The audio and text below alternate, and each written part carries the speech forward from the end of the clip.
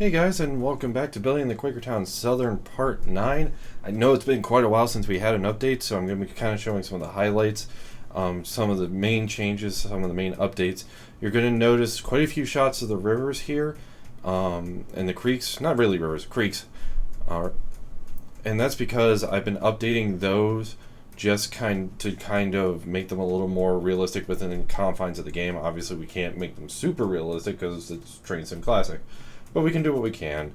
I also wanted to show you some of the updates, such as the parking lots and the middle school that's by the line, and just overall let you guys know that yes, I am continually updating the route. Even though I may not be making videos about it, I just simply have not had the time to record and kind of get back in the swing of recording, but I am continuing to play the game, I am continuing to update the route, and I'm trying to do so on a fairly regular basis, at least once a week, to kind of keep that updated and going.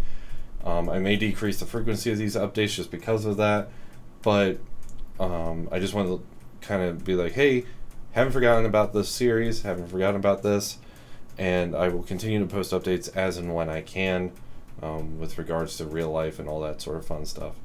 But again, just kind of a slideshow, a little bit of what's been going on, as well as a little bit of video kind of updating some of the landscaping.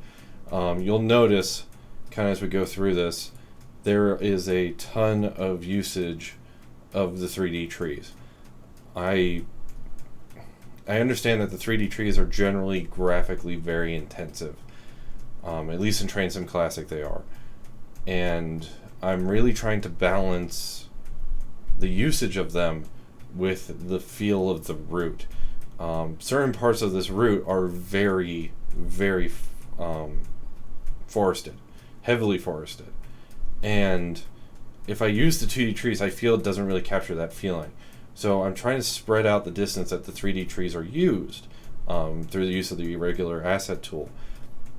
But as a result, I need to warn you that this is going to be a fairly graphically intensive route because of that. It's a fine line I'm trying to balance. If anyone has any tips on how to balance it, I will wholeheartedly listen. But my ultimate goal with the route is to capture the feel of the route, and I don't feel I can do that without using the 3D trees in a little more expansive of a sense than what either stock train sim routes would do or what other third-party developers would do.